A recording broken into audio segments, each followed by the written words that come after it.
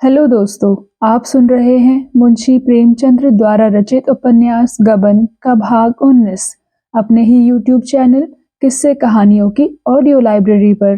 तो चलिए सुनते हैं आज का भाग। रात के 3 बज चुके थे। रतन आधी रात के बाद आराम कुर्सी पर लेटे ही लेटे झपकियां ले रही थी कि सहसा वकील साहब के गले का खर्राटा सुनकर चौंक पड़ी। उल्टी सांसें चल रही थी। वह उनके सिरहाने चारपाई पर बैठ गई और उनका सिर उठाकर अपनी जांघ पर रख लिया। अभी ना जाने कितनी रात बाकी है। मेज पर रखी हुई छोटी घड़ी की ओर देखा। अभी 3 बजे थे। सवेरा होने में 4 घंटे की देर थी। कविराज कहीं 9 बजे आवेंगे, यह सोचकर वह हताश हो गई। यह अभागिनी रात क्या अपना काला मुंह लेकर विदा न होगी? मालूम होता है 1 युग हो गया। कई मिनट के बाद वकील साहब की सांस रुकी। देह पसीने से तर थी। हाथ से रतन को हट जाने का इशारा किया और तकिए पर सिर रखकर फिर आंखें बंद कर ली। एकाएक उन्होंने क्षीण स्वर में कहा, रतन, अब विदाई का समय आ गया। मेरे अपराध। इतना कहते कहते उन्होंने दोनों हाथ जोड़ लिए और उसकी ओर दीन याचना की आंखों से देखा। कुछ कहना चाहते थे पर मुंह से आवाज ना निकली। रतन ने चीख कर कहा, टीमल, महाराज, क्या दोनों मर गए? महाराज ने आकर कहा, मैं सोया थोड़े ही था बहूजी। क्या बाबूजी? रतन ने डांट कर कहा, बको मत, जाकर कविराज को बुला लाओ, कहना अभी चलिए। महाराज ने तुरंत अपना पुराना ओवरकोट पहना, सोटा उठाया और चल दिया। रतन उठकर स्टोव जलाने लगी कि शायद सेंक से कुछ फायदा हो। उसकी सारी घबराहट, सारी दुर्बलता, सारा शोक मानो लुप्त हो गया। उसकी जगह एक प्रबल आत्मनिर्भरता का उदय हुआ। कठोर कर्तव्य ने उसके सारे अस्तित्व को सचेत कर दिया। स्टोव जलाकर उसने रुई के गोले से छाती को सेकना शुरू किया। कोई 15 मिनट तक ताबड़तोड़ सेकने के बाद वकील साहब की सांस कुछ थमी। आवाज काबू में हुई। रतन के दोनों हाथ अपने गालों पर रखकर बोले, तुम्हें बड़ी तकलीफ हो रही है मुन्नी। क्या जानता था इतनी जल्द यह समय आ जाएगा। मैंने तुम्हारे साथ बड़ा अन्याय किया है प्रिय। ओह, कितना बड़ा अन्याय। मन की सारी लालसा मन में ही रह गई। मैंने तुम्हारे जीवन का सर्वनाश कर दिया। मुझे क्षमा करना। यही अंतिम शब्द थे जो उनके मुंह से निकले। यही जीवन का अंतिम सूत्र था। यही मोह का अंतिम बंधन था। रतन ने द्वार की ओर देखा। अभी तक महाराज का पता न था। हाँ, टीमल खड़ा था और सामने अथाह अंधकार, जैसे अपने जीवन की अंतिम वेदना से मूर्छित पड़ा था। रतन ने कहा, टीमल, जरा पानी गर्म करोगे क्या?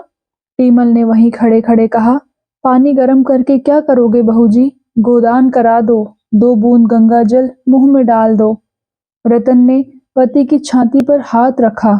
छाती गर्म थी। उसने फिर द्वार की ओर ताका। महाराज ना दिखाई दिए।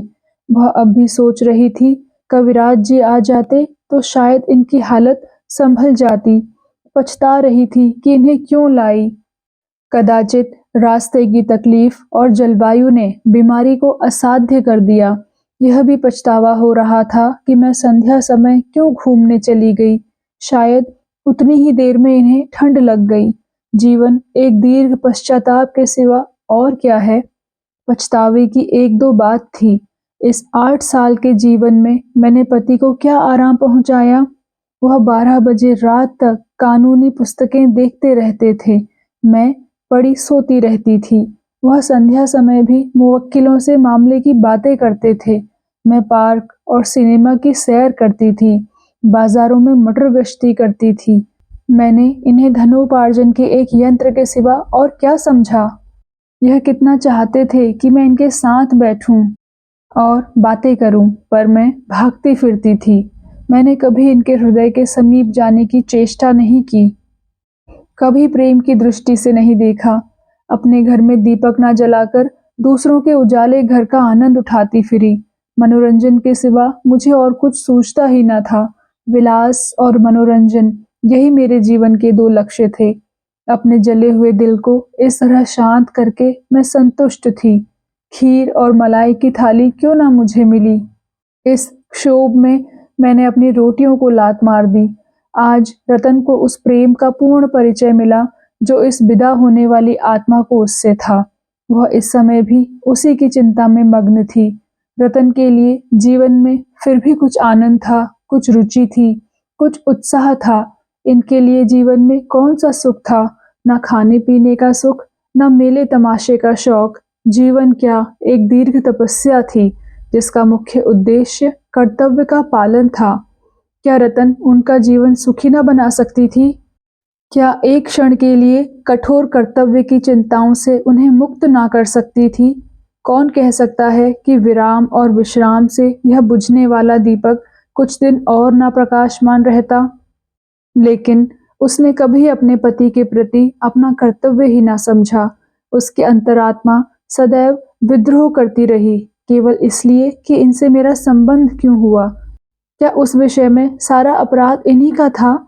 कौन कह सकता है कि दरिद्र माता-पिता ने मेरी और भी दुर्गति ना की होती? जवान आदमी भी सबके सब क्या आदर्श ही होते हैं? उनमें भी तो व्यभिचारी, क्रोधी, शराबी सभी तरह के होते हैं। कौन कह सकता है इस समय मैं किस दशा में होती? रतन का एक-एक रोवां इस समय उसका तिरस्कार कर रहा था। उसने पति के शीतल चरणों पर सिर झुका लिया और बिलख-बिलख कर रोने लगी।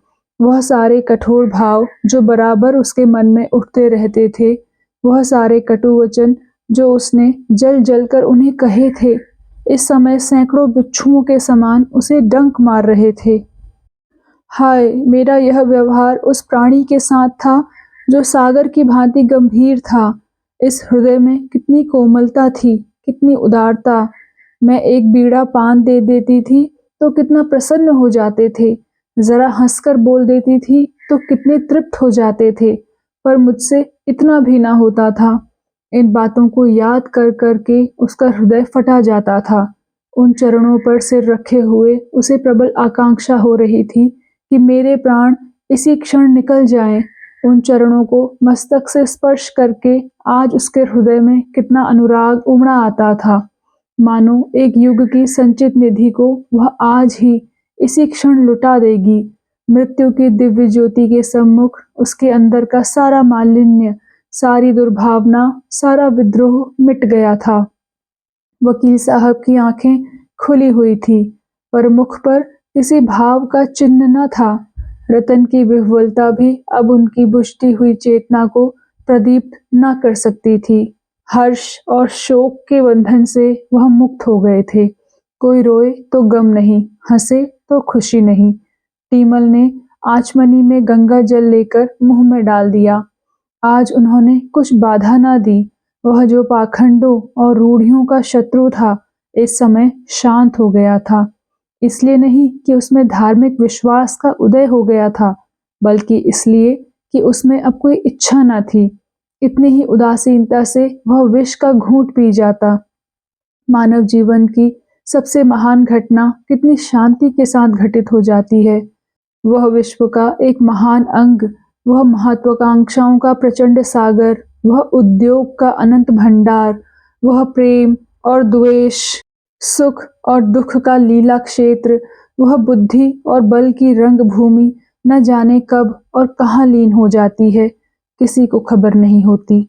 एक हिचक भी नहीं, एक उच्छ्वास भी नहीं, एक आह भी नहीं निकलती। सागर के हिलोरों का कहाँ अंत होता है, कौन बता सकता है? ध्वनि कहाँ वायुमग्न हो जाती है, कौन जानता है? मानवीय जीवन उस हिलोर के सिवा, उस ध्वनि के सिवा और क्या है? उसका अवसान भी उतना ही शांत, उतना ही अदृश्य हो तो क्या आश्चर्य है? भूतों के भक्त पूछते हैं, क्या वस्तु निकल गई? कोई विज्ञान का उपासक कहता है, एक क्षीण ज्योति निकल जाती है। कपोल विज्ञान के पुजारी कहते हैं, आँखों से प्राण निकले, मुँह से निकले, ब्रह्मांड से निकले। कोई उनसे पूछे, हिलोर लय होते समय क्या चमक उठती है? ध्वनि लीन होते समय क्या मूर्तिमान हो जाती है? यह उस अनंत यात्रा का एक विश्राम मात्र है, जहाँ यात्रा का अंत नहीं, नया उत्थान होता है। कितना महान परिवर्तन! वह जो मच्छर के डंक को सहन न कर सकता था, अब उसे चाहे मिट्टी में दबा दो, चाहे अग्नि चिता पर रख दो, उसके माथे पर बल तक ना पड़ेगा। टीमल ने वकील साहब के मुख की ओर देखकर कहा, बहू जी आइए खाट से उतार दें, मालिक चले गए। यह कहकर वह भूमि पर बैठ गया और दोनों आंखों पर हाथ रखकर फूट फूट कर रोने लगा। आज 30 वर्ष का साथ छूट गया।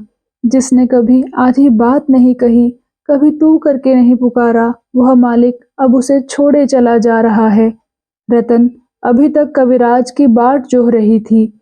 टीमल के मुख से यह शब्द सुनकर उसे धक्का सा लगा। उसने उठकर पति की छाती पर हाथ रखा। 60 वर्ष तक अविश्राम गति से चलने के बाद वह अब विश्राम कर रही थी। फिर उसे माथे पर हाथ रखने की हिम्मत ना पड़ी।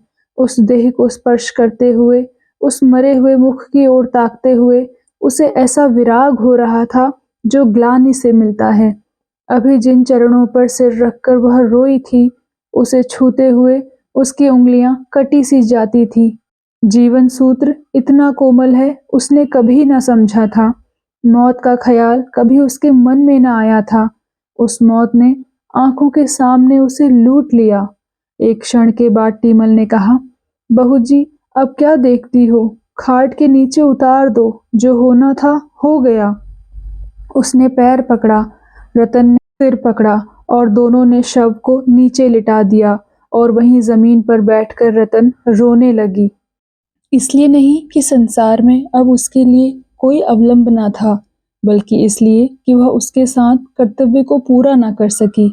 उसी वक्त मोटर की आवाज आई और कविराज जी ने पदार्पण किया। कदाचित अब भी रतन के हृदय में कहीं आशा की कोई बुझती हुई चिंगारी पड़ी हुई थी।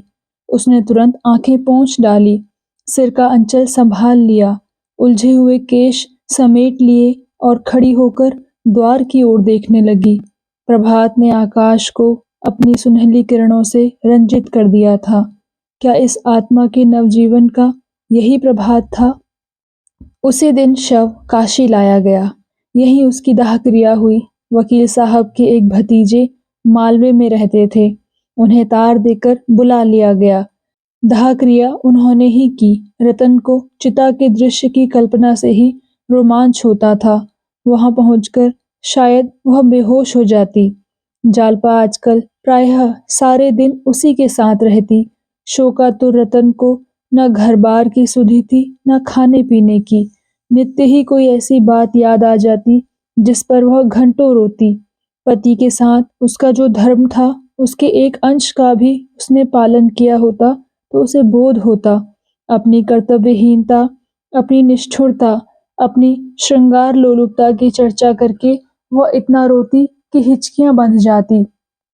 वकील साहब के सद्गुणों की चर्चा करके ही वह अपनी आत्मा को शांति देती थी। जब तक जीवन के द्वार पर एक रक्षक बैठा हुआ था, उसे कुत्ते या बिल्ली या चोर चकार की चिंता न थी। लेकिन अब द्वार पर कोई रक्षक न था, इसलिए वह सजग रहती थी, पति का गुणगान किया करती। जीवन का निर्वाह कैसे होगा, नौकरों चाकरों में किन किन को जवाब देना होगा, घर का कौन कौन सा खर्च कम करना होगा, इन प्रश्नों के विषय में दोनों में कोई बात ना होती। मानो यह चिंता मृत आत्मा के प्रति अभक्ति होगी। भोजन करना, साफ वस्त्र पहनना और मन को कुछ पढ़कर बहलाना भी उसे अनुचित जान पड़ता था। श्राद्ध के दिन उसने अपने सारे वस्त्र और आभूषण महापात्र को दान कर दिए। इन्हें लेकर अब वह क्या करेगी? इनका व्यवहार करके क्या वह अपने जीवन को कलंकित करेगी? इसके विरुद्ध पति की छोटी से छोटी वस्तु को भी स्मृति चिन्ह समझकर वह देखती भालती रहती थी। उसका स्वभाव इतना कोमल हो गया था कि कितनी बड़ी हानि हो जाए उसे क्रोध न आता था। टीमल के हाथ से चाय का सेट छूटकर गिर पड़ा, पर रतन के माथे पर बल तक न आया। पहले एक दबात टूट जाने पर इसी टीमल को उसने बुरी तरह डांट बताई थी, निकाले देती थी, पर आज उससे कई गुने नुकसान पर उसने जबान तक न खोली। कठोर भाव उसके हृदय में आते हुए मानो डरते थे कि कहीं आघात न पहुंचे। या शायद पति शोक और पति गुणगान के सिवा और किसी भान या विचार को मन में लाना वह पाप समझती थी। वकील साहब के भतीजे का नाम था मणिभूषण। बड़ा ही मिलनसार, हंसमुख, कार्यकुशल। इसी 1 महीने में उसने अपने सैकड़ों मित्र बना लिए। शहर में जिन जिन वकीलों और रईसों से वकील साहब का परिचय था, उन सब से उसने ऐसा मेल जोल बढ़ाया, ऐसी बेतकल्लुफ़ी पैदा की कि रतन को खबर नहीं, और उसने बैंक का लेन देन अपने नाम से शुरू कर दिया। इलाहाबाद बैंक में वकील साहब के 20,000 रुपए जमा थे। उस पर तो उसने कब्जा कर ही लिया। मकानों के किराए भी वसूल करने लगा। गांव की तहसील भी खुद ही शुरू कर दी, मानो रतन से कोई मतलब नहीं है। एक दिन टीमल ने आकर रतन से कहा, बहू जी, जाने वाला तो चला गया, अब घर द्वार की भी कुछ खबर लीजिए। मैंने सुना भैया जी ने बैंक का सब रुपया अपने नाम करा लिया। रतन ने उसकी ओर ऐसे कठोर कुपित नेत्रों से देखा कि उसे फिर कुछ कहने की हिम्मत ना पड़ी। उसी दिन शाम को मणिभूषण ने टीमल को निकाल दिया। चोरी का इल्जाम लगाकर निकाला, जिसमें रतन कुछ कह भी ना सके। अब केवल महाराज रह गए। उन्हें मणिभूषण ने भंग पिला पिलाकर ऐसा मिलाया कि वह उन्हीं का दम भरने लगे। मेहरी से कहते, बाबूजी का बड़ा रईसाना मिजाज है, कोई सौदा लाओ कभी नहीं पूछते कितने का लाए, बड़ों के घर में बड़े ही होते हैं। बहू जी बाल की खाल निकाला करती थी। यह बेचारे कुछ नहीं बोलते। मेहरी का मुंह पहले ही सी दिया गया था। उसके अधेड़ यौवन ने नए मालिक की रसिकता को चंचल कर दिया था। वह एक ना एक बहाने से बाहर की बैठक में ही मंडराया करती। रतन को जरा भी खबर ना थी किस तरह उसके लिए व्यूह रचा जा रहा है। एक दिन मणिभूषण ने रतन से कहा, काकी जी, अब तो मुझे यहाँ रहना व्यर्थ मालूम होता है। मैं सोचता हूँ अब आपको लेकर घर चला जाऊं। वहाँ आपकी बहू आपकी सेवा करेगी। बाल बच्चों में आपका जी बहल जाएगा और खर्च भी कम हो जाएगा। आप कहें तो यह बंगला बेच दिया जाए, अच्छे दाम मिल जाएंगे। रतन इस तरह चौंकी मानो उसकी मूर्छा भंग हो गई हो, मानो किसी ने उसे झंझोड़ कर जगा दिया हो। सकपकाई हुई आंखों से उसकी ओर देखकर बोली, क्या मुझसे कुछ कह रहे हो?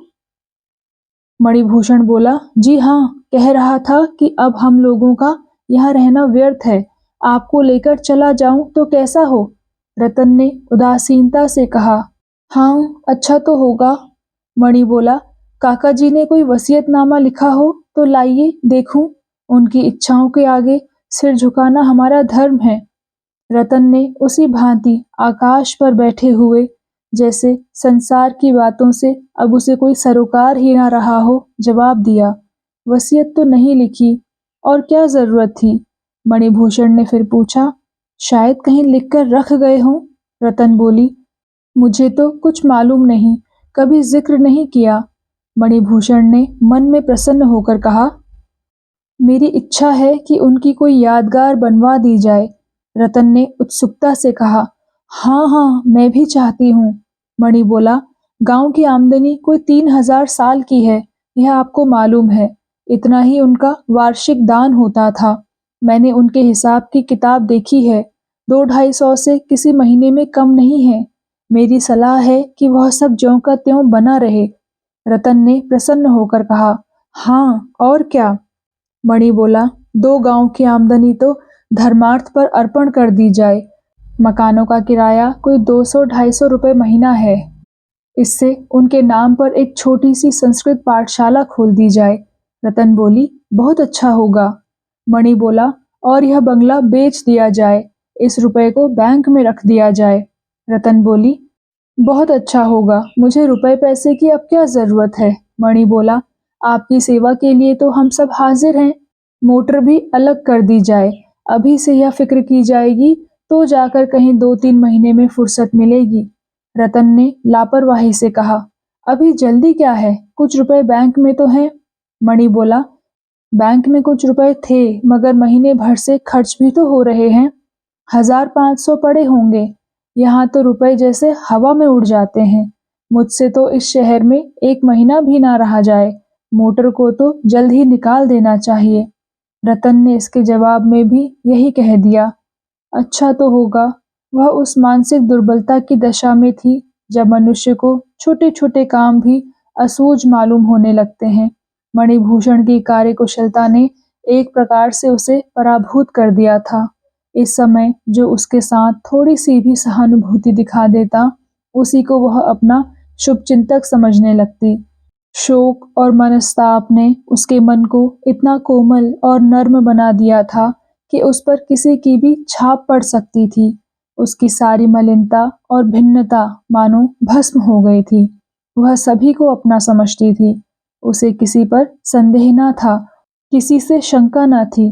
कदाचित उसके सामने कोई चोर भी उसकी संपत्ति का अपहरण करता तो वह शोर न मचाती। तो दोस्तों, कैसा लगा आपको आज का भाग? कृपया कमेंट सेक्शन में लिखकर ज़रूर बताइएगा। मिलती हूँ आपसे अगले भाग के साथ। तब तक के लिए धन्यवाद।